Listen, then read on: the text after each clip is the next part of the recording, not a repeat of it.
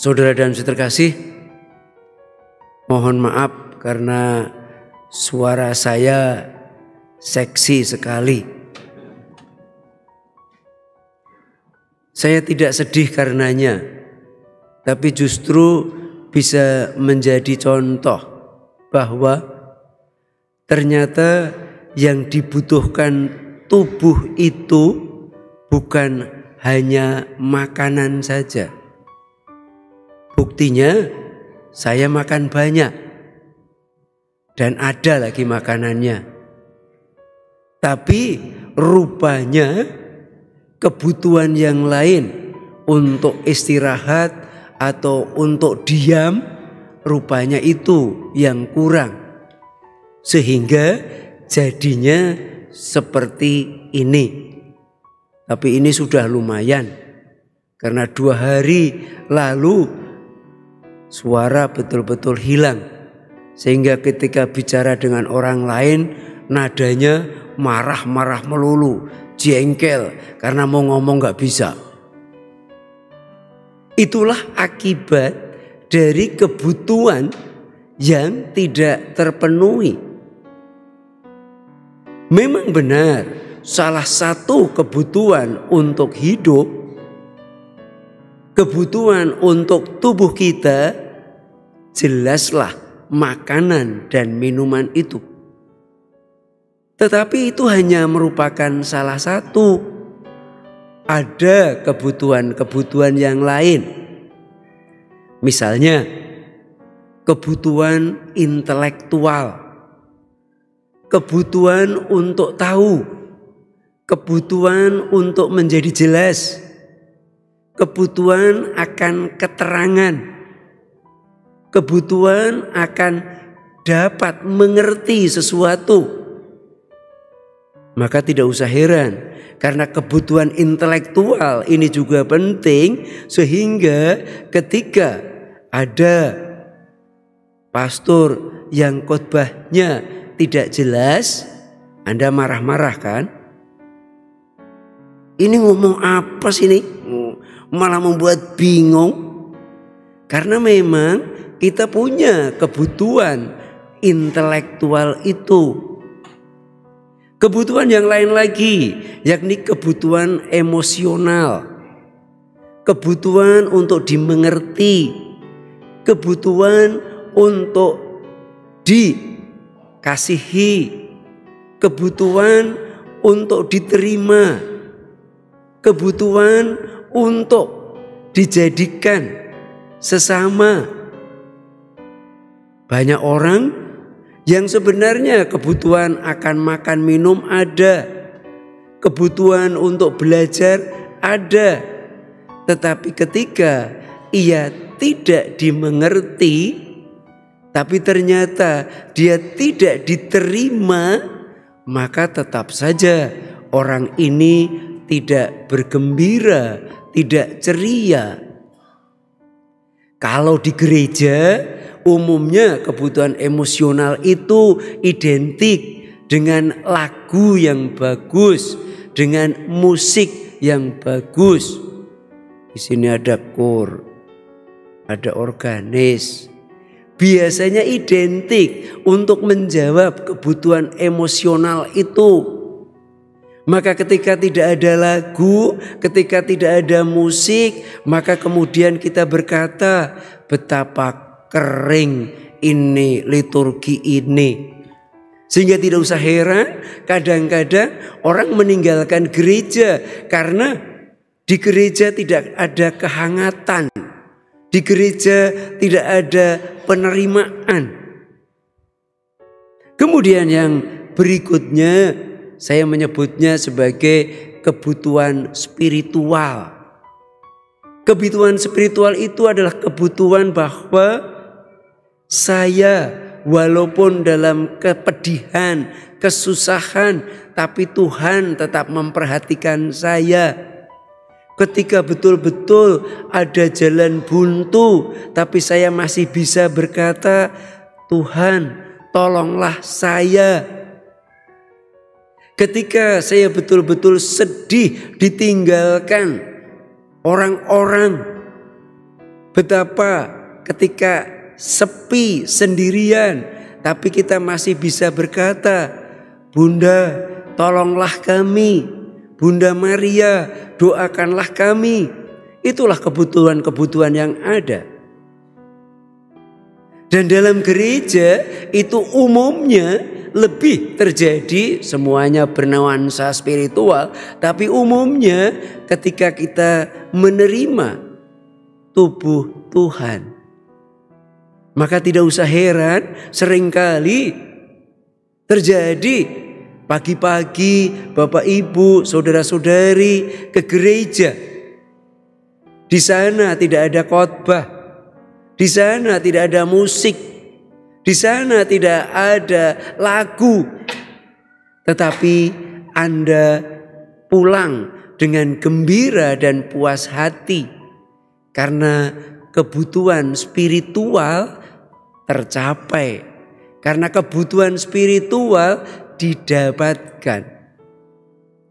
Permasalahan terjadi ketika dari antara kebutuhan-kebutuhan itu hanya satu yang diutamakan, terutama berkaitan dengan makan dan minum.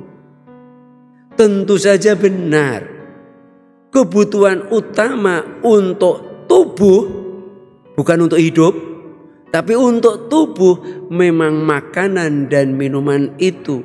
Tetapi kalau itu yang menjadi yang utama, maka akan terjadi permasalahan.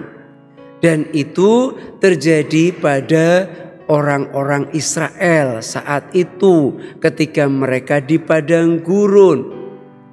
Bahkan karena mereka sangat menghendaki makanan itu, mereka sangat menghendaki minuman itu, maka mereka seolah-olah lupa bahwa mereka itu ketika kebutuhan jasmaninya terpenuhi, sebenarnya kebutuhan-kebutuhan lainnya tidak terpenuhi sama sekali.